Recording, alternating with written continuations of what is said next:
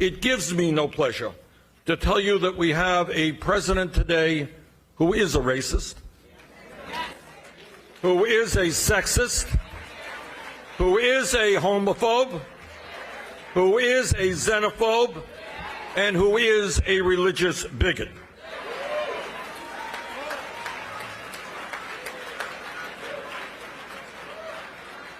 I wish I did not have to say that, but that is the damn truth, and we got to say it. Bernie Sanders not holding back today at the National Action Network conference in New York. It's become a box all Democrats running for president have to tick off and most want to. They've passed through all week making their cases to black voters, and the president of the National Action Network just happens to be a friend of the show. I was there last year. The Rev Al Sharpton and our panel are back. We were just talking about it on the break. It's a phenomenal event, and these are some of the most knowledgeable political junkies I've ever met in my career. I mean, so the idea that, I mean, going and speaking is probably the easy part. I think it's the retail politics that they get to engage in that's the real training ground. The Q&A and the back and forth. Because these are activists that work with National Action Network around the country, so they know they're in the trenches, they know what they're talking about. And I think that ironically, the right wing asks, why are all of the candidates coming there? Donald Trump came twice. He cut the ribbon once, and I'm waiting on them to keep that up and release the photos of Donald Trump came to National Action Network when he was playing Democrat. And he could have came this year. I mean, I think that the fact is that people want to make sure that this race gap is not marginalized because he has become the most polarizing president that we've seen. And the idea this week was to make sure that the race gap with unemployment, yes, blacks unemployed at a lower rate than they've ever, but they're still double to white. How do you close that gap? How do you close the education gap, the health gap? That we want that on the table, and by having the presidential candidates address it, mainstreams an issue that a lot of the right wing doesn't want to talk about. How is race not mainstream? Anyone with a kid that had to watch Charlottesville and turn off the television, why isn't race a mainstreamed issue because of who the president is? Well, I think because the president tries to get away with unemployment, blacks is so low. I'll call a meeting of black leaders at the White House, and he has a bunch of people there that no one knows who they are. In order to, one of the reasons you call a black leader is you have to have a following and somebody should know you. And I think that what we wanted to do is say there are still some real problems of inequality. I think the flare-ups are the black faces and the Charlottevilles and other things, but there's some institutional problems, and we want you, if you're going to be president, to tell us how you're going to deal with those problems. How will you close the gap? Who did Not the best? Sound bites. I thought I was very impressed with several of them. I thought that Beto O'Rourke was well received, and we had not had any background at all on Mayor Pete Buttigieg. I'm still practicing his name. You and me both. And he was very well received. He was very good.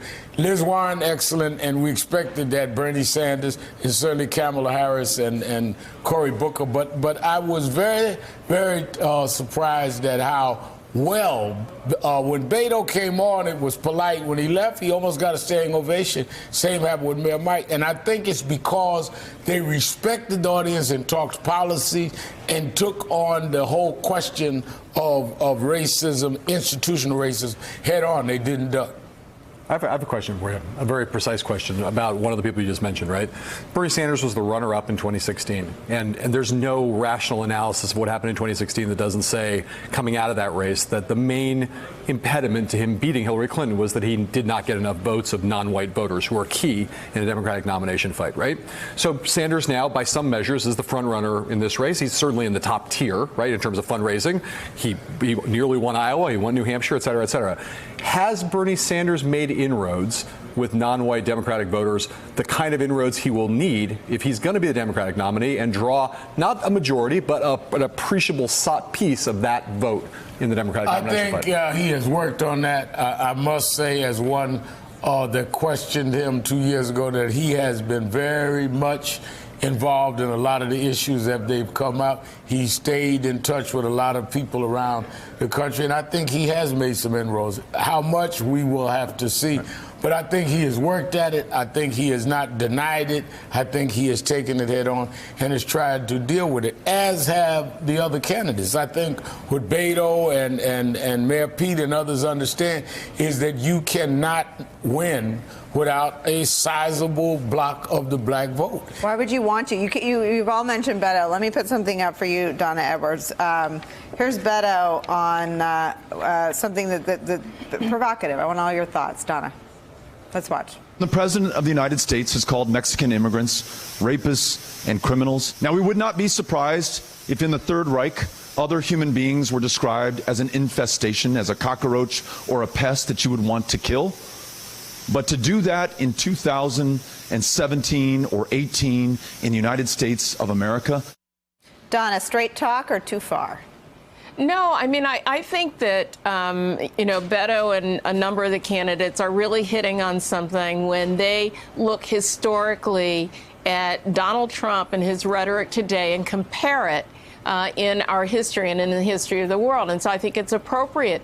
Look, what I saw at the National Action Network conference and all of the speeches is that for the first time we've gotten to see back to back the range of the Democratic Party and the way that they stack up against each other. And I don't think we've had that yet. And so, Reverend Al, thank you very much for that. And look, black voters are not a monolith. And it's important for every single one of these candidates to contest for a vote that is a core not just to the nomination, but also to win the presidency. And if you don't fight for black voters today, don't come asking in September 2020 to get them. Carol, I want to ask you about something that showed up in NBC News Wall Street Journal poll that just reminds all of us these are not our grandparents' presidential elections anymore. Question was comfortable, enthusiastic about a gay or lesbian presidential candidate. In 2006, only 43%. In 2019, among all voters, 68% of Americans. This is a little bit of good news in all the bleakness. It's remarkable. I mean, it's just remarkable awesome how fast that issue has swung. I mean, it wasn't that long ago that President Obama was, he was figuring it out, or he wasn't Biden sure. got out ahead of him. And then Biden got out, and it was a really big deal. You know, I covered the White House at that time, and it was, is he for it? Is he going to say it? And now it's just kind of like, it's a postscript. It's an afterthought, and people just, it's completely different, and it happened really fast. And it's reflected in the Democratic field. And I'm reminded of something we all said over and over and over again during the midterms about the midterm candidates. They look like America. The Republicans are older and more male. Again, you look at this field, gay, young, female, black. I mean, it's so depressing as a former Republican to see one side look like America and to see the polls reflect this is where 68% of Americans are, and the others got, I guess, No, and I think that I agree with her. It happened so quickly. And I think it shows the impact, the cultural shift, and how a lot of those that are on the right have just missed that. Yeah. And I think that is what is going to hurt them a lot politically if the right candidate in the Democratic Party and candidates that are going to run for the Senate don't try themselves to play an old playbook or out of touch. But I think if they stay right where the electorate is now, they have an advantage because I don't think the right wing understands where the country has moved. Hey there, I'm Chris Hayes from MSNBC. Thanks for watching MSNBC on YouTube. If you want to keep up to date with the videos we're putting out, you can click subscribe just below me or click over on this list to see lots of other great videos.